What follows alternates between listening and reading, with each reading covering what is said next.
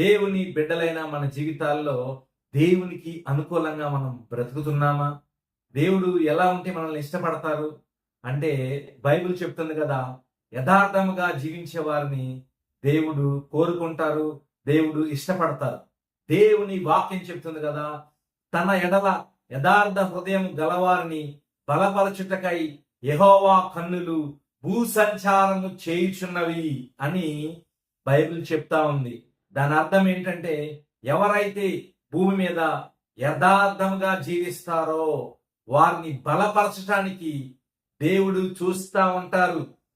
ఎంత చూసినా కూడా దేవుడికి చాలా తక్కువ మంది కనపడతా ఉంటారు. ఎందుకంటే మనం చాలాసార్లు దేవుని బిడ్డలమని, దేవుని పిల్లలమని చెప్పుకుంటాం కానీ యథార్థంగా బ్రతకటానికి ఇష్టపడం.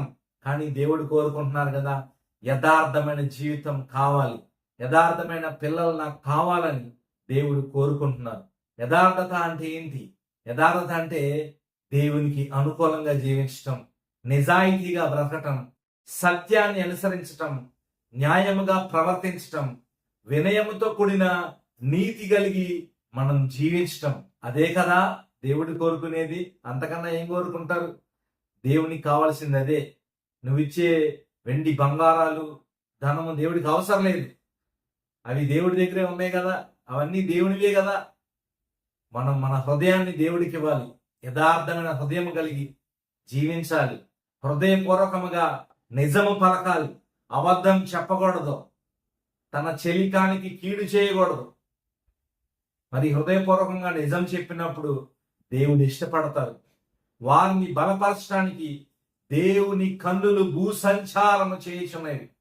ఈరోజు దేవుని బిడ్డ, కుమారుడా, కుమార్తె, దేవుడు నీతో మాట్లాడుతున్నారు. నువ్వు యథార్థంగా బ్రతుకు, దేవుడు నిన్ను ఆశీర్వదిస్తాడు. నువ్వు భూమి మీద యథార్థంగా బ్రతికినప్పుడు నీకు శత్రువులు ఎక్కువ అవుతారు. చాలా మంది నిన్ను ఇష్టపడరు, ఎక్కువ మంది నిన్ను ద్వేషిస్తారు. ఎందుకంటే నువ్వు నిజం చెప్పటాన్ని బట్టి, నువ్వు న్యాయంగా ప్రవర్తించడాన్ని బట్టి అనేక మంది నిన్ను ద్వేషిస్తారు. అనేక మంది వాళ్ళు ఎటకారంగా మాట్లాడుకుంటారు కూడా. అయినా కూడా మనం యథార్థతను వదలకూడదు. దేవుని బిడ్డలకు తగినట్లుగా మనం జీవించాలి. మన ప్రవర్తనకి తగిన దానికి కావలసినటువంటి దాన్ని దేవుడు ఇస్తారు. కాబట్టి దేవుడి దగ్గర యథార్థతకి విలువ ఉంది అనే విషయాన్ని మనం గుర్తించి ఏమాత్రం ఈ లోక పరిస్థితులకి భయపడకుండా యథార్థంగా మనం బ్రతికినప్పుడు దేవుడు మనల్ని ఆశీర్వదిస్తారు. యేసేపును చూసుకున్నట్లయితే తను యథార్థంగా ప్రవర్తించాడు. తన జీవిత కాలం అంతా యథార్థతను కాపాడుకున్నాడు. చాలా సమస్యలు వస్తాయి మధ్యలో. ఏ సమస్య వచ్చినా ఏమాత్రం లొంగలేదు. దేవుని కుమారుడుగానే ఉన్నాడు. అందుకే దేవుడు ఉన్నతమైన స్థానంలో నిలబెట్టాడు. అదేవిధంగా దానియేలును తీసుకున్నట్లయితే యథార్థతను వదలలేదు. అనేకమైన సమస్యలు వచ్చినాయి. సింహాల గుహలో పడేశారు, అయినా కూడా వదల్లా దేవుణ్ణి. ఈరోజు మనుషులు కొంత లాభం వస్తే దేవుణ్ణి వదిలేస్తారు. ఈరోజు నువ్వు ఎలా ఉన్నావు? దేవుడు అడుగుతున్నారు. లాభం వస్తే దేవుణ్ణి వదిలేస్తున్నావా? సత్యాన్ని వదిలేస్తున్నావా?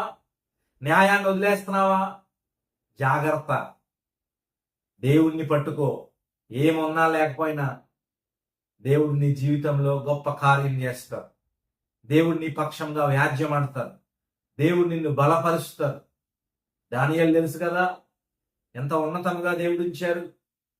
షడ్రకు, మేషకు, అబేద్నెగోల్ని ఏమి చేయకుండా వాళ్ళు యథార్థంగా ఉన్నందుకు, నీతిగా జీవించినందుకు, దేవుని యందు భయభక్తులు కలిగి జీవించినందుకు వారిని నాశనం చేయాలని అనేకమైన కుట్రలు పన్ని చివరికి ఎవరైతే నాశనం చేయాలనుకున్నారో వారే నాశనం చేయబడ్డారు.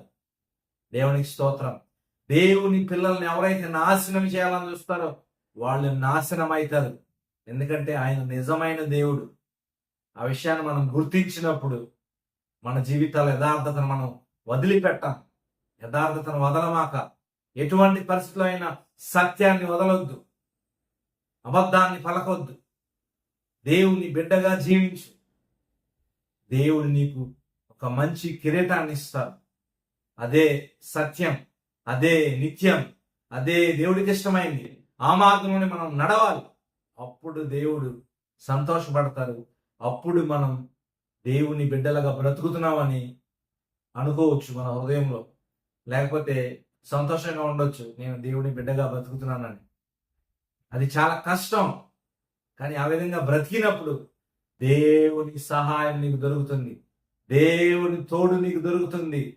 దేవుని హస్తం నీకు తోడుగా ఉంటుంది. ఎక్కడికి వెళ్ళినా దేవుడు నీకు తోడుగా ఉంటారు. ఏ మనిషి నేనేం చేయలేరో, ఎందుకంటే దేవుని హస్తం నీకు తోడుగా ఉంటుంది కాబట్టి. ఆ విధంగా యథార్థంగా బతుకుదాం. దేవుని ద్వారా బలపరచబడదాం. దేవుని ద్వారా దీవెనలు పొందుదాం. దేవుని స్తోత్రాన్ని, దేవుని నామానికి మహిమ కలుగును గాక. దేవుడు మనల్ని దీవించి ఆశీర్వదించును గాక. ఆమేన్.